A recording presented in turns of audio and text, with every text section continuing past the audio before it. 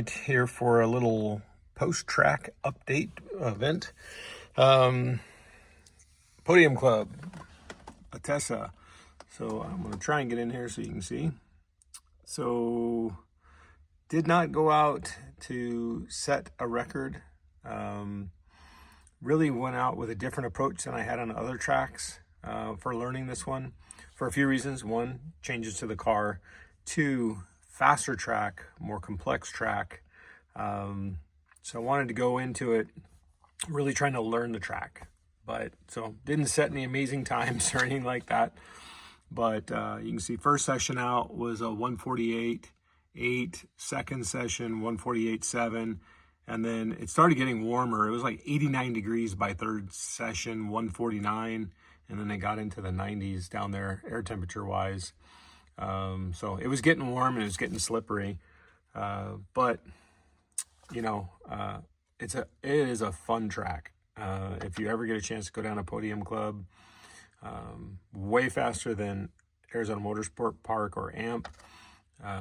But yeah, it was had a blast. So let's kind of go through the changes that were made.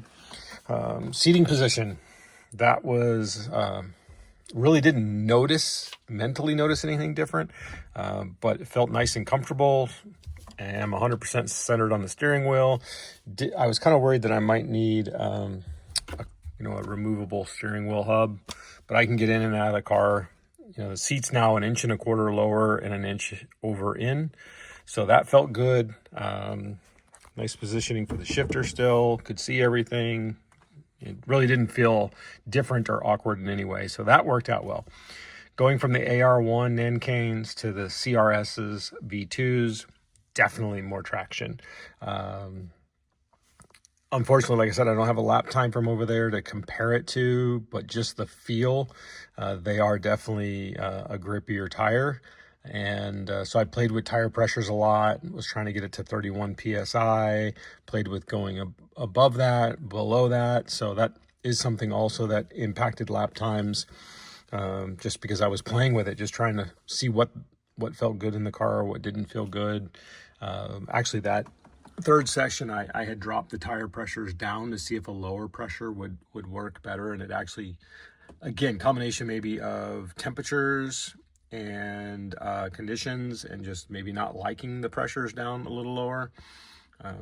But yeah, it definitely was an improvement. So the other thing I changed was the spring rates went up 50 pounds from 600 to 650 in the rear. Definitely felt that the car felt good, but I think I could go up on the rear bar a little bit. You'll see in the video, nothing really crazy, no real crazy oversteer. So that tells me there's still an edge to be found, and raising the rear bar will help that and get a little bit more rotation. But I was able to really, for the most part, pick my line and take it, which is a good indicator that the car is pretty well balanced. But as anybody who races a front-wheel drive car knows, or track days a front-wheel drive car knows, that getting that back end to rotate a little bit more will help your lap times. So those are those big changes. The other thing that's different is that, normally it's third and fourth gear. That's all. If you watch any of the other videos, third gear, fourth gear, third gear, fourth gear. Our Podium Club required fifth gear, so it's a much faster track. And just to illustrate that, in a car where your speedometer stops at 120 miles an hour, you just never know.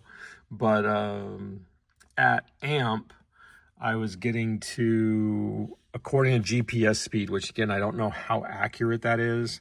I actually just did a calibration to recalibrate the Honda to hopefully get, because this has another screen. So I'll go back, apologize for the thumb, but I showed it in another video. I have this screen set up, or this page set up, where I have ECU speed, which is coming off the VSS, and then engine RPM, which is coming out of the ECU. So when I compared that to the other data that's coming out of the AIM Solo 2, you could see the difference. So there was definitely a difference. When I drove to the car show, I intentionally drove at 45 to see what it said. It was showing Here 45, so VSS 45, but actual GPS was 42. And then when I looked at some track data, there was one session where I was doing like 86, 87, holding it pretty steady. It was like the last session, just kind of cooling off the car, and GPS was showing like 82. So about a 6% correction factor. So I actually just did that today in the Honda. I did the speedo correction, -6%.